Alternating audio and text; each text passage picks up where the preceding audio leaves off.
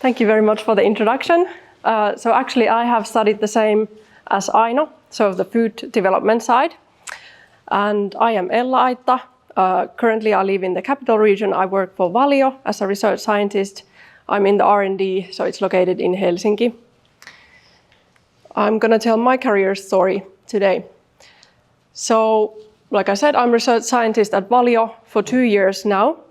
I'm in process technology team, so we focus on processes of all kinds of milk-based, yogurts, everything that Valio does. We are there to help, like technical support, and also do research.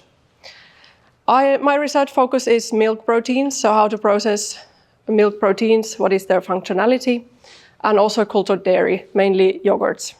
So I'm a lot in the piloting labs. I'm actually making yogurts, which is quite fun, and not just be on the computer. So a little bit of background, how I ended up there.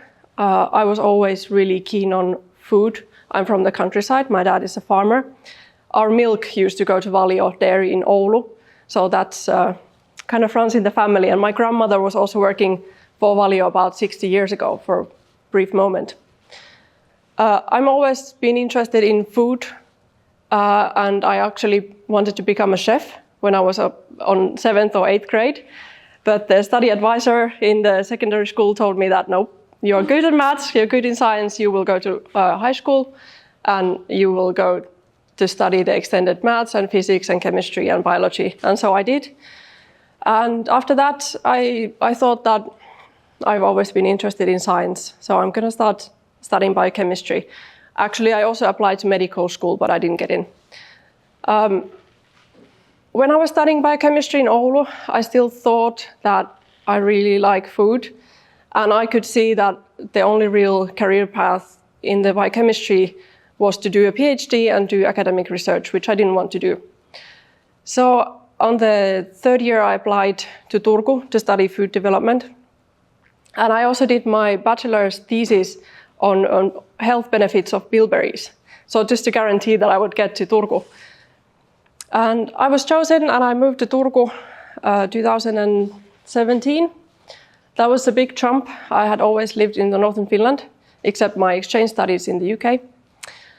And I really got into it. I liked the tech side as well. I had to do some extra studies because I changed from the Bachelor of Science into the technological side.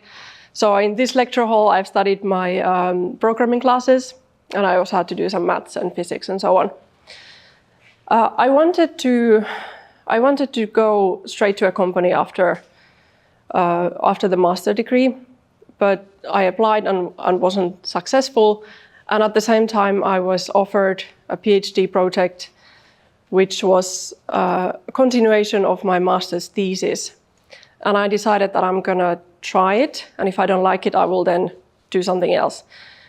I also applied to some IT short schools while I started to do my PhD, but I didn't get in. So I continued. And at some point, I just decided that since I've done it for a year or two, I might as well just finish. I did finish in 2023, the Doctor of Science in Technology. My research topic was Baltic herring, so silakka, not milk. And I had already been working at Valio for 8 months when I graduated, so it was a little bit overlapping.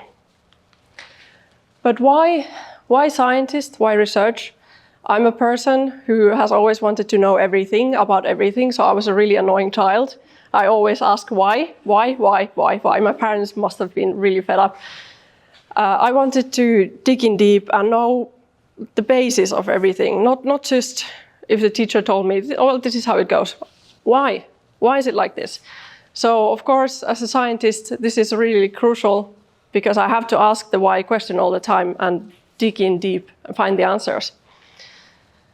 What led to me become a scientist, like I mentioned, in Oulu, I didn't want to become a researcher. I didn't want to do a PhD, so I switched to Turku, where I ended up doing a PhD. It didn't really make sense. But I liked the research in the food field, but it was always clear to me that I'm not going to stay and do academic research. So I want to go do something else after. And actually, the doctoral studies did have the biggest impact on my skills for my career. And I think because of that, those studies, I ended up getting the job at Valio. What I really like my job, I don't have to tell you with an example what Valio does, but you have all seen the products in the shop. What I like about my job, besides the product, which are excellent, is that Valio has really, really great researchers, have really long career paths, really excellent talent, and we work in a way that I'm not working just with my team's colleagues, but I can ask for help from anywhere, from the product development, from the headquarters. It's really open and nice to work there. I also like that I can see the concrete results. I'm often doing the piloting. I can taste my own products, and then sometimes the products may end up on the shelves in the supermarkets as well. I like that the task is not just on the computer or not just in the lab. It's a combination. I do research plan, data analysis, reporting my results. I can be a technological support for the factories as well. I'm doing chemical analysis and also piloting experiments. And Valio has really great resources for research. In the R&D department, we are about 130 people, which is a really significant amount, thinking that is a food industry. And I think food industry may be an exception in the technological field, that most of the people working in R&D are actually women. And I think in food field in general, majority of the people may be women. My career highlights were definitely defending the PhD and finishing those studies, because that was really a struggle. It wasn't an easy school. I was also awarded a Young Scientist Award in the Nordic Lipid Forum, which was one highlight. But here, getting the job at Valio, that's been really great. And last year, I had my first innovation notice, which is Valio's internal notice of innovation, and there is a positive patent decision, so that the results will be patented during this year. And also that technology will be used in a new kind of product, which will be launched hopefully in 2027. So that's really, really exciting. What I want to say about the most important skills, what I've learned during my studies, and especially the PhD, is the Finnish sisu, so persistence and also organization skills, how to get myself to do the task, how to plan, how to execute, self-leadership. But also because I was always the kympin oppilas at school, I was really bad at taking any kind of criticism, because I just wanted always to be perfect. So actually, how to tolerate criticism and setbacks has been one of the key things I have learned during the doctoral studies. What I would like from the future in the technological field, so I want to increase my skills, because my career path is fairly short. I've only been at Valio for a couple of years, and before that it's just been studies.